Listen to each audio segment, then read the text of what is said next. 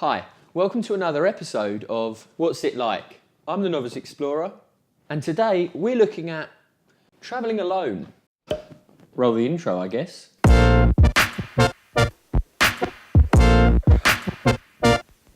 So today we're talking about travelling alone.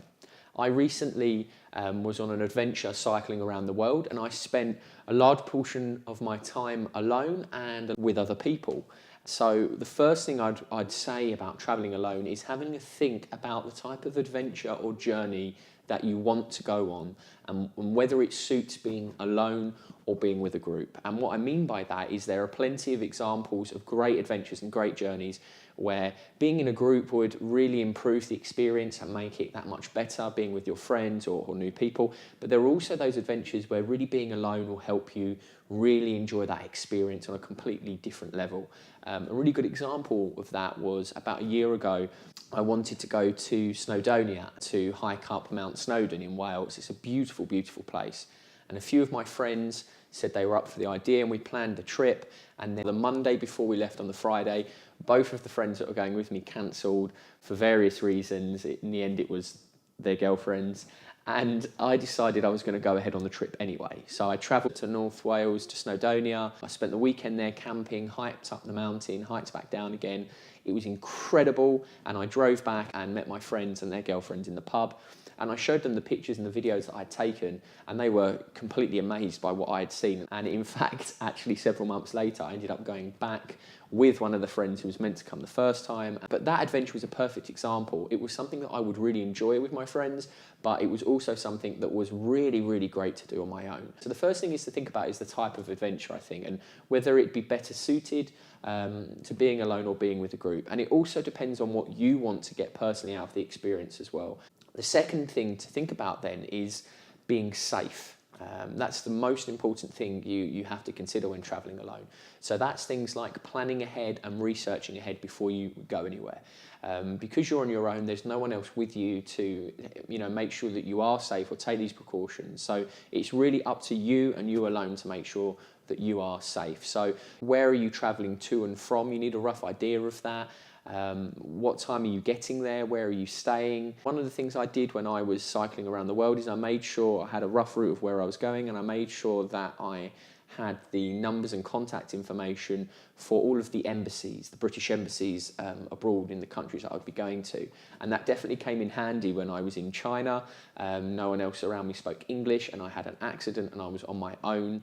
And I needed to contact the embassy just to get a bit of help, bit of guidance on what I could do to get myself back home.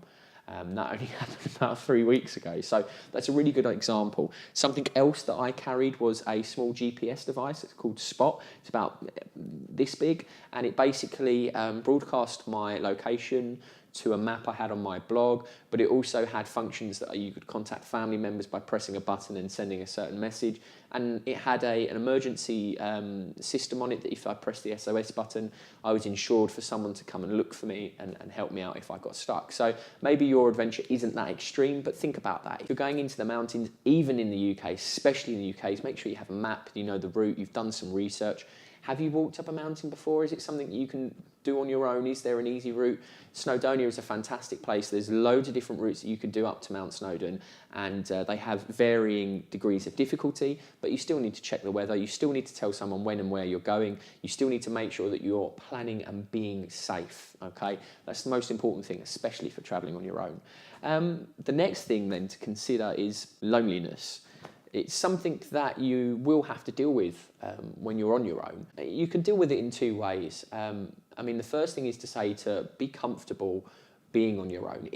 I personally found it a really interesting and rewarding experience, and I don't want to sound too cliche here, but being on my own gave me actually time to listen to my own thoughts, gave me time to unwind and relax and really just be comfortable with who I am and myself. But it does get to a point where you do get a bit lonely and you do start to think. And this is where you need to be sensible. On my trip, there was plenty of times where I wanted to be with people and plenty of times that I didn't want to be with people. I took the decision to basically choose how I felt at that time and just to follow my own instincts. So for example, when I was cycling through the Pamirs, I'd started in Dushanbe. There were a load of cyclists that were heading out from Dushanbe to the Pamirs. It's a massive mecca for cyclists, so there are a lot of people going that way. And I set off with some cyclists, but it was pretty clear to me as I'd started that the Pamirs was an area that I really would enjoy on my own, because when you're with other people, they want to travel at a certain speed, maybe they want to stop a certain amount of times or see different things or do different things, and so I would be more comfortable on my own, taking pictures and really taking in what I was seeing at my own pace. So I decided to leave the group I was with and travel on my own for that part. But then there were times through the Pamirs that you do get a bit lonely after a while, especially when you're finding it difficult to do different, with the altitude and with the stamina and your fitness. And so there were times when I did want to have company. And then if I did meet somebody new who was traveling a similar way, and I thought that I would enjoy somebody's company for that time, then I would spend time with that person. So, and that meant anything from actually traveling with somebody or stopping in a hostel or a homestay and spending time with other people. Just because your adventure or your journey is alone or solo doesn't mean that you can't spend time with other people in social occasions. And really you've got to think about your own mentality as well and what's going to give you the most enjoyment.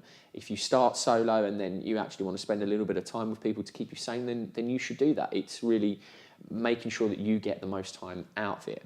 And that really neatly comes on to the next point. You might start your journey solo or alone, but if you're going through places, most people will be doing these types of journey, backpacking and things like that. If you start solo and you're doing this kind of journey, the likelihood is you're going to stay at hostels and homestays and places like that. And you're going to meet tons of people in those situations anyway, which brings you two things here.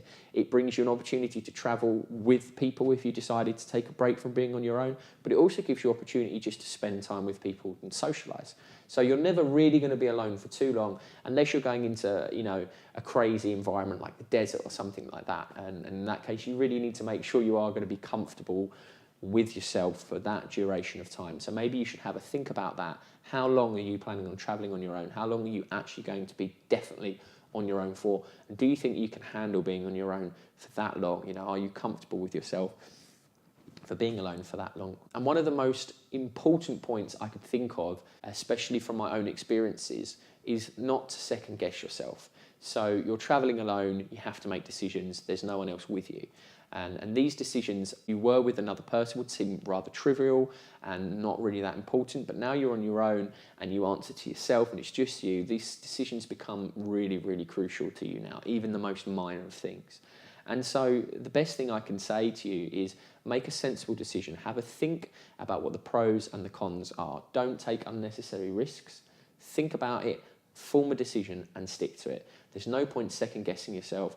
There's no point wondering, what if I'd done this differently? Just stick to it and follow that decision through. And if you've done what we mentioned earlier about being safe, planning ahead and researching, then you've probably made that decision process even easier for yourself because you've done enough research to know what the obstacles that you would encounter along the way will be. And so it's a lot less pressure on yourself to make that kind of decision.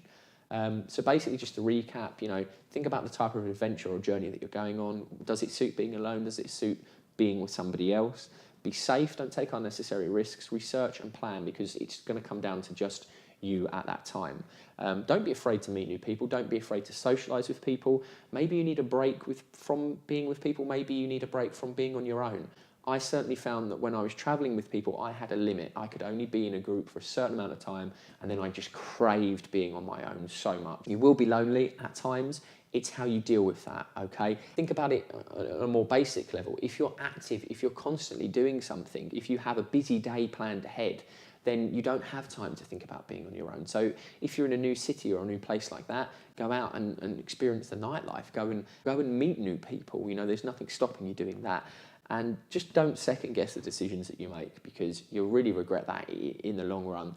stick with what you do, enjoy yourself. And that's the main thing, really, in encompassing the whole idea of going on an adventure or traveling, is to enjoy the experiences. So at any point, if you don't enjoy what you're doing, whether that's on your own or with other people, then make that decision to change it so that you're enjoying what you're doing. At the end of the day, it doesn't matter what other people are going to think about why you've made that decision. The real thing that matters at the end of the day is what you got out of the experience and whether you enjoyed the trip. So that basically brings us to the end of Traveling Alone. I hope you got something out of it. I hope that you listened to this and maybe it gave you a bit of encouragement to go on an adventure of your own, whether that's by yourself or with other people. They're both great ways. I hope you enjoyed listening to me natter on about that. And maybe you want to see some more videos in the future. If that's the case, make sure you hit subscribe at the bottom of this video if you're watching it on YouTube. That's so that basically you see my new videos that I put out every Thursday at 4 p.m. on this series, What's It Like? And you can keep up to date with that. Otherwise, you can check me out on Twitter, check me out on Instagram and Facebook. The links will be at the end. And I'll see you next time on the video. Thanks very much.